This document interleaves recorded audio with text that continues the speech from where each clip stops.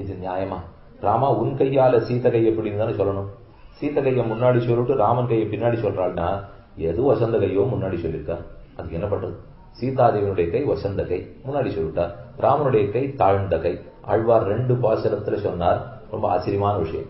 செந்தாமரை கையால் சீரார் வளையொலிப்ப வந்து திறவாய் மகிழ்ந்துன்னு ஆண்டாள் பாசுரம். அப்ப பிராட்டியினுடைய கை செந்தாமரை கை ஸ்பட்டமா இருக்கு.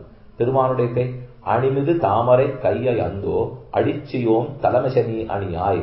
உன்னுடைய கை தாமரை கைன்னு ஆழ்வார் சொல்றார், பிராட்டியினுடைய கை செந்தாமரை கைங்கிறார். பெருமாள் யோசித்தார், என்ன இப்படி ஒரு சொல்ல அந்த இடத்துல அதிகமா சேர்த்துட்டீர்?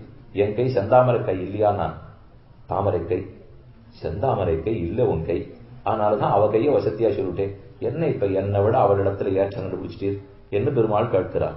நீயும் கை எப்படிதான் வச்சுட்டு இருக்க, பிராட்டியும் கை எப்படிதான் வச்சுட்டு இருக்கா. கோவில் போவோம் சேவிக்கிறசே பெருமாள் அபயஹஸ்தம் அப்படி வச்சிருக்கா. அஞ்சேல் மாசுச்சா சோகப்படாதேன்னு கை காட்டுறார். பிராட்டி இப்படியே தான் கை வச்சிருக்கா. 2 கைக்கு என்ன அர்த்தம் இருக்கும்? பிராட்டியே போய் காட்டும், நீர் எதுக்கு இப்படி கை வச்சிருக்கீர்? அவர் கை எனக்கு புரிஞ்சது, உம்ம கை புரியலேன்னும். என்ன புரிஞ்சுதே அவர் கையை பத்தி அப்படின்னு ஆச்சியார் நம்மளை கேட்டா. பாபங்களை கண்ட அஞ்சேல்னு சொன்னார், அதைத்தான் புரிஞ்சுட்டே. பிராட்டி சொன்னார், அப்படின்னு சொல்றவர் கண்டிப்பா உன்னை மன்னிச்சிருவன்னு உனக்கு தெரியுமான்னு அவள். அப்படின்னு நினைச்சிட்டு போனேன். நாம சொன்னோம், யாரெல்லாம் தண்டிச்சிருக்கார் அவர்னு உனக்கு தெரியுமான்னு அவள். இது என்ன இருக்கிற பயமும் ஜாஸ்தியா எடுங்கொள் இருக்கு. இப்போ நீ சொல்றது எனக்கு புரியலையே, அப்ப நான் சொல்றத அவர் கேட்பற மாட்டாரா? இது நமக்கு சந்தேகம் வந்து கேட்டோம். அவர் கேட்கவே மாட்டார். உன்னை ராவண போட்டியில சேர்த்தாலும் சேர்ப்பார், விபீஷணன் ஆக்கினாலும் ஆக்குவர்.